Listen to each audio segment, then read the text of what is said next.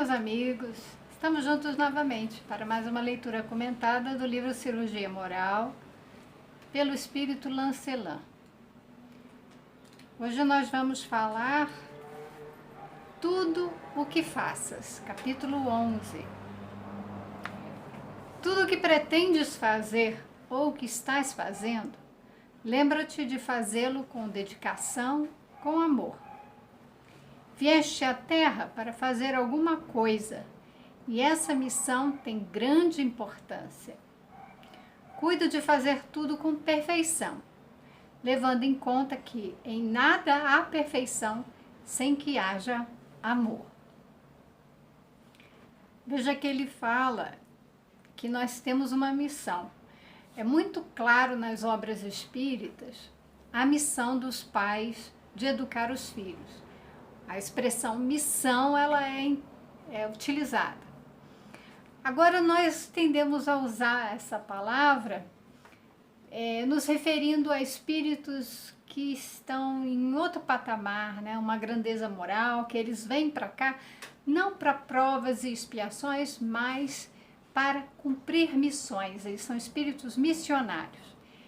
Isso é de fato uma realidade, né? Nós encarnamos para cumprir esses três papéis, né?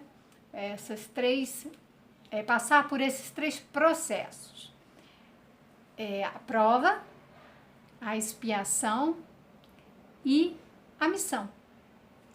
Significa que todos nós temos uma tarefa a cumprir. A gente pode trocar a palavra missão por uma tarefa. E isso está na nossa programação espiritual. Não que a gente seja um espírito missionário, nesse sentido que geralmente a gente tende a atribuir. A gente acaba vulgarizando, né, tornando comum, de senso comum, achar que missão é para espíritos especiais. Mas, na verdade, significa que todos nós temos uma tarefa, um trabalho a executar. A nossa programação espiritual determina que a gente deva cumprir aqui, enquanto encarnados, determinadas tarefas.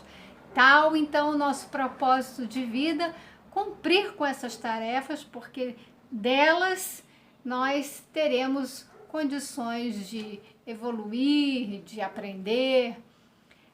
Também passaremos por provas, porque as provas é como uma prova da escola. Eu estudo, aprendo alguma coisa e eu tenho que dar provas de que eu adquiri aquele conhecimento. Como que eu dou provas de que eu adquiri? Fazendo. Então, está nessas tarefas, veja como estão interligadas.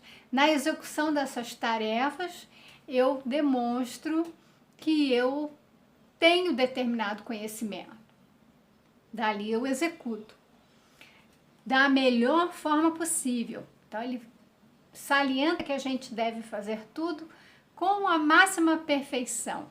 Ou seja, fazer o melhor que a gente pode e, com isso, requer ali o tempero do amor.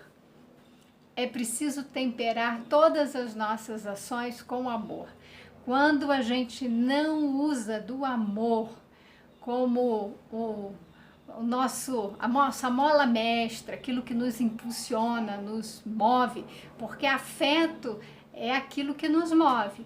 Então, o amor sendo o afeto que nos mobiliza, que nos move, que nos faz agir no sentido, né, em alguma direção, para algum propósito, quando a gente não tem, a gente não vai fazer com a máxima perfeição, com o melhor que a gente pode. O melhor que a gente pode está sempre ali, envolvido no amor, né? Nessa vibração, nessa energia. As escolas do mundo nos dão meios de entender as coisas na sua profundidade. No entanto, não são somente elas que nos levam a compreender os nossos deveres. Uma grande parte nos toca diretamente e essa deve ser feita por nós, condicionando experiências, usando nossa vontade, aquela que nunca esmorece, da maturidade do espírito, nunca esmorece ante os obstáculos. Não podemos nos esquecer da maturidade do espírito conferida pelo tempo. Então veja que, de novo, a gente tem que salientar os nossos deveres. Nós viemos para espiar, para passar por provas e executar tarefas. Temos os nossos deveres, os nossos compromissos, de modo que cada um deve cuidar de fazer o que lhe compete. Então, está muito claro isso. Cumpra com seus deveres e respeita os direitos dos outros. Cumpra com seus deveres com amor, para que ele saia bem feito. Coloque a sua vontade como força motriz para te impulsionar para você executar o que é da sua competência, o que é o seu dever. Então ele fala que não podemos esquecer da maturidade do espírito, conferida pelo tempo, cada um de acordo com as suas competências, com os seus conhecimentos, com a sua maturidade espiritual. Porém, os clarins da eternidade tocam, alertando as almas. É chegado o momento da compreensão iluminada de rastrear os nossos desejos do aprendizado nos campos imensuráveis de nós mesmos, colhendo dados e acertando arestas, operando tumores e curando enfermidades no nosso mundo interno. Veja que ele faz essa analogia, né? Quando ele utiliza o título, né? Cirurgia moral, essa analogia com ali a medicina, né? Esses processos de colher dados, de operar tumores, curar enfermidades. Se a gente faz isso no corpo físico, temos que fazer isso no ser espiritual. Porque a fonte, a origem, a medicina materialista, ela não consegue achar a etiologia, então a causa das doenças. Ela vai até um ponto, mas ela não consegue ir além porque ela não vai ao espírito. O ser espiritual é ele que provoca, ele que dá origem, dá causa às doenças. Como que ele dá? Pelos seus pensamentos e sentimentos. Então, isso a gente já começa a avançar um pouco mais quando a gente vai quebrando esse paradigma materialista e vai caminhando para um paradigma diferente, que é o paradigma quântico, né? Então, nós temos a física quântica e o paradigma espiritualista já adentrando, né, como cursos na faculdade de medicina. Então, o que acontecia muito antes, né, da medicina ter um elo com as questões da espiritualidade, a gente tem uma fase do iluminismo em que se separa, né? Nós temos uma medicina e até uma psicologia dualista, que ela separa mente e corpo. Quando ela faz isso, volta a olhar para o comportamento humano, volta a olhar para o corpo humano, deixando de lado aí o que seria a alma, né? A psique, a própria psicologia faz isso. Ela, sendo psicologia, vem de psique, vem de alma, ela aborta, ela extrai a alma para poder estudar os comportamentos. Então, agora a gente vai num processo de resgatar, percebendo que não dá mais para ver as coisas por esse olhar dualista, separativista. É preciso unificar todos os conhecimentos, é preciso compreender que alma e corpo estão interligados, conectados e que um afeta o outro. Nós precisamos tratar do corpo físico sem deixar de tratar o elemento principal que lhe dá a vida, que lhe dá ânimos. Ânimos é, né, a alma que dá vida ao corpo. Então, nós temos aqui que rastrear isso, né, e nos tratar, lembrando que clarins da eternidade tocam. Veja que nós temos aí uma eternidade, mas para a gente permanecer aqui no processo de evolução, nós precisamos dar conta de começar a cuidar desse eu interior. Não mais podemos perder tempo com outras questões voltadas para a matéria. É preciso agora voltar-se para dentro, voltar-se para as questões internas e começar um processo de tomada de consciência de quem somos e começar a promover essa nossa cura interior. A maior batalha a ser vencida é a luta que deveremos travar com nós mesmos.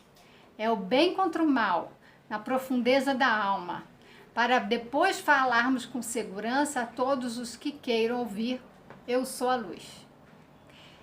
Interessante isso, porque no livro Triunfo Pessoal, de Joana de Ângeles, ela vai falar dessa luta interior. Uma luta contra as nossas imperfeições. Como ele também fala aqui dos instintos primitivos. Nós precisamos travar para alcançar esse triunfo. Sobre o quê? Sobre nós mesmos, né? Aí que ele fala, né? Com segurança, chegar a um ponto de nos tornarmos seres iluminados. Eu sou a luz. Lembra que Jesus falava, né, que nós somos o sal da terra e a luz do mundo.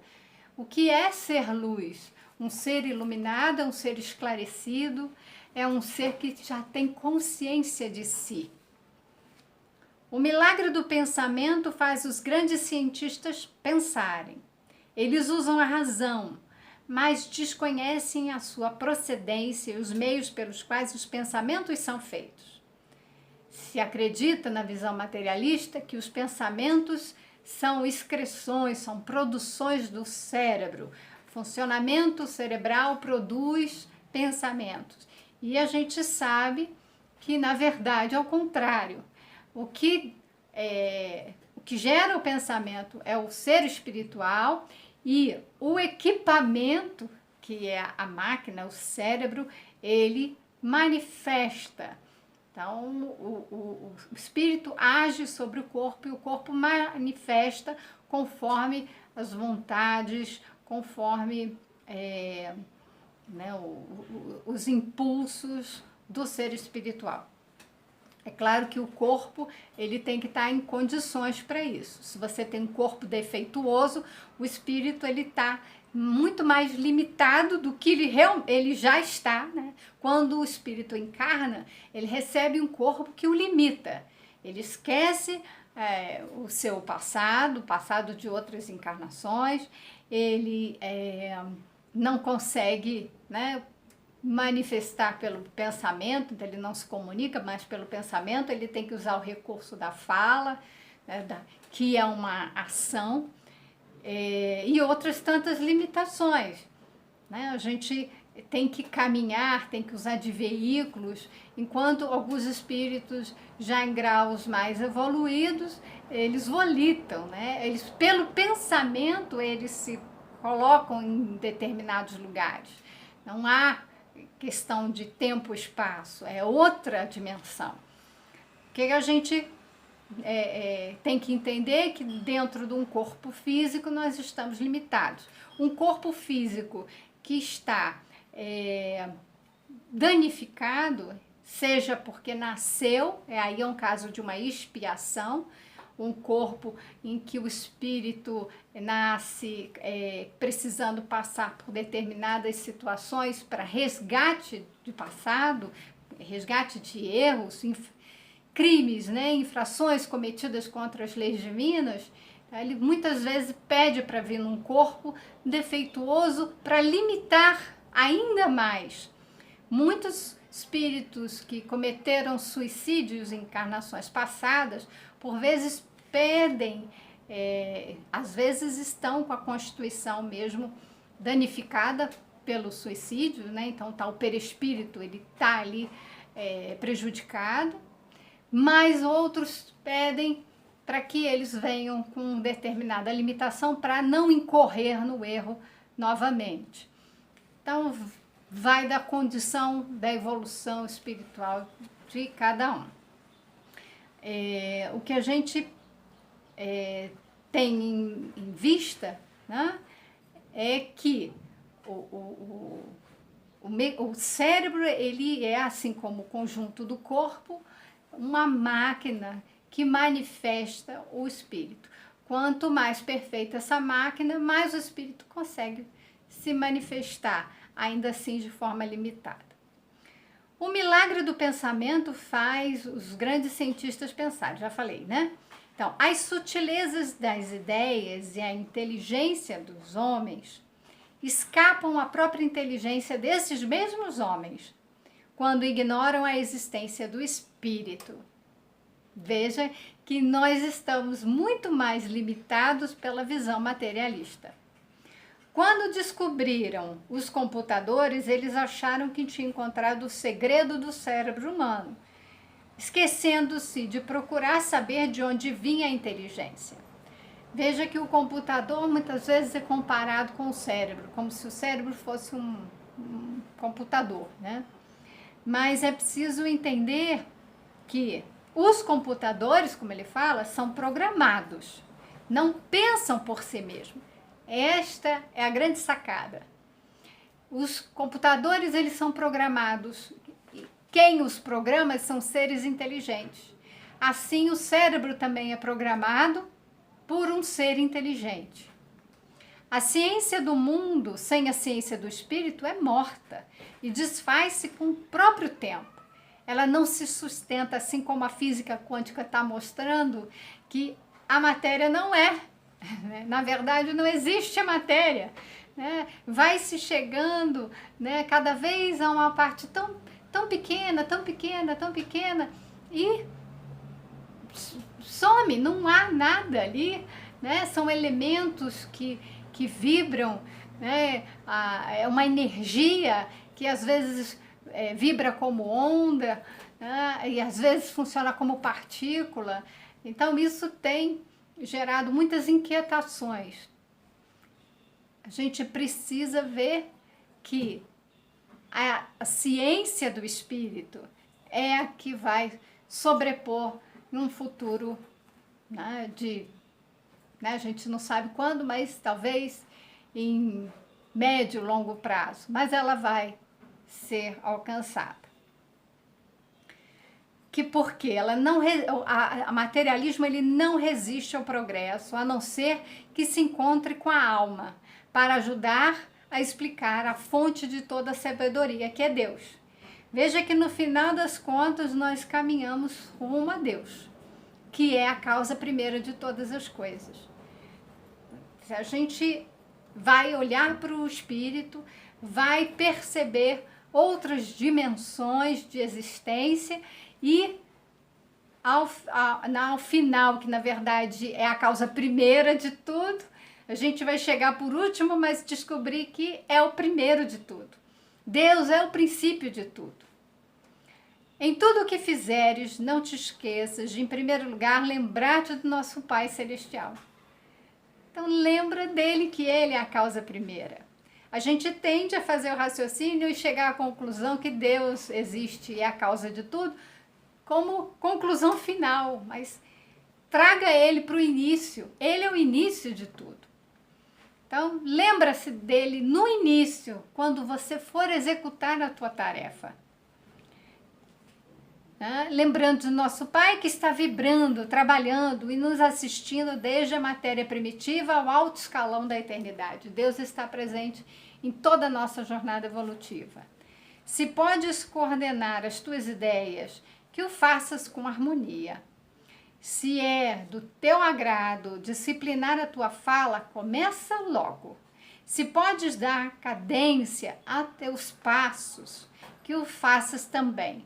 Se podes te vestir decentemente, não deves esquecer-te de fazê-lo. Os outros caminhos norteados para a perfeição vão surgindo no paro dos teus esforços, e na busca eles surgirão mais depressa para que possa sentir a luz do discernimento com maior rapidez. Veja que interessante, né? O que você puder fazer agora, faça. O que você puder fazer, né, para si mesmo, né, para com os outros, desde que a gente está falando aqui é fazer o bem, o melhor, né, tendo Deus como nosso ponto de partida. Se a gente tem Deus como nosso ponto de partida, vamos fazer com a perfeição possível, né, que é com o amor, incluir o amor em todas as nossas ações. Então, façamos agora tudo que está ao nosso alcance. E vamos perceber que quanto mais a gente caminha, quanto mais a gente faz, mais a gente pode fazer, né? Vão surgir depressa outras condições, tá? E a gente vai sentindo, né, essa transformação.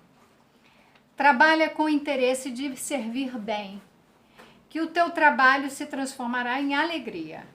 Dispensa os adjetivos que não correspondem às qualidades enobrecidas do Evangelho e avança para os qualificativos que honram toda a policromia enriquecida pelo amor nas variadas estações dos sentimentos.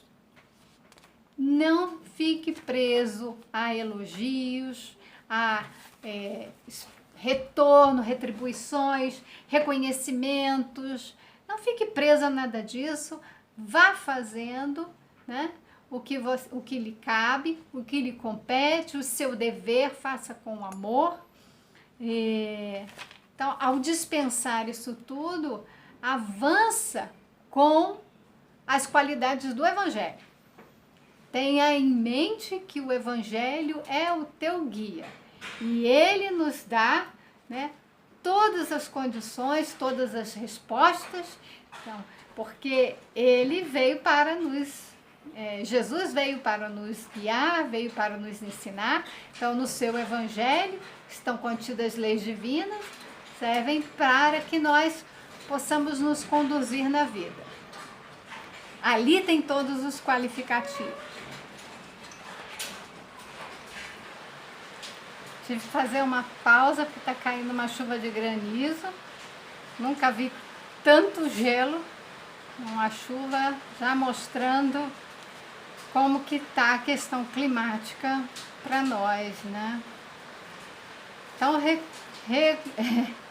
recuperando aqui a nossa reflexão, ele fala para trabalhar com interesse e servir bem, que o teu trabalho se transformará em alegria. Dispensar os adjetivos, né, e ficar com os qualificativos do Evangelho.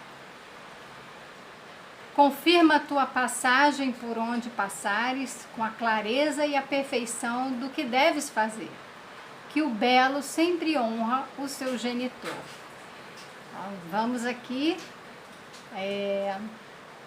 perceber que nosso caminho, por onde passarmos, com quem estivermos, aquilo que nós fizermos, a gente sabe que tudo que a gente faz, né, nós vamos responder, né? Somos responsáveis por isso. Também os nossos deveres não cumpridos. Nós também vamos responder por aquilo que tínhamos que ter feito e não fizemos. É a negligência dos nossos deveres. Mas também pelos direitos dos outros que nós não respeitamos, né? Nós temos por dever respeitar os direitos dos outros. Então, é não cumprir também com esse dever, né? Cometendo muitas vezes atos de violência. Uma chuva de granizo como está caindo agora, a gente sabe que foram muitos séculos aí, e desde a Revolução Industrial, a gente pode dizer, de exploração do meio ambiente, e de forma muito agressiva. Então, a gente tem isso hoje como uma consequência natural, tá? O que acontece? A gente responde pelas nossas ações individuais e coletivamente.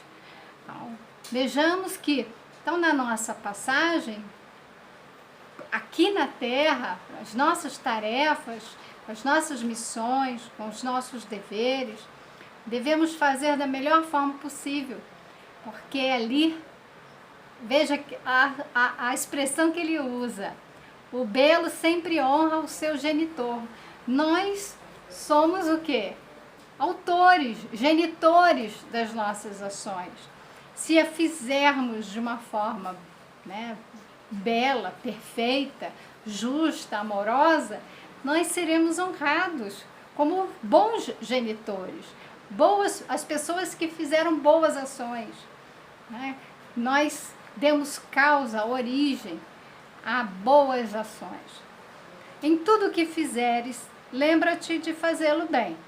Não te esqueça jamais o talho da perfeição, que ela devolverá a glória para o próprio artista. Então, a gente deve fazer o melhor possível, sem esperar retribuição, reconhecimentos, adjetivos, mas como tudo que a gente faz retorna à lei da ação e reação, tanto para um lado, né, de destruição, de violência, nós temos que resgatar depois, nós temos que regenerar. Por isso que o planeta, numa transição, entrando para uma fase de regeneração, vai exigir de seres aqui habitando já a consciência desperta para o trabalho de regeneração. E o quê? Que é consertar toda a bagunça que nós fizemos antes. Vamos responder pelas nossas ações, recuperando o que nós fizemos, que gerou aí degradações, violências, crimes e assim por diante. Mas também todo o bem que nós fizermos, ele retorna. Ele vem como sempre uma gratificação, sempre um reconhecimento, mas não diretamente da pessoa que a gente beneficiou. Vem da vida, né? De todas as coisas. Quando nós estivermos numa situação de precisarmos de ajuda, muitas vezes receberemos, não da pessoa que a gente ajudou, não necessariamente. A ajuda sempre virá de alguém, né? De algum lado. Então, isso tudo mostra que vivemos num mundo conectados, que somos só um universo, né? Nós estamos todos unidos com o propósito de evoluir, de transformar, de regenerar. Então, para ficarmos no planeta, continuando o processo evolutivo, é preciso que já adentremos essa capacidade de compreender que o nosso processo é de despertar de consciência para a regeneração, uma regeneração que começa dentro de nós e que vai repercutir fora de nós também. Então, espero que todos façam uma boa reflexão, muita paz e a gente se vê no próximo encontro.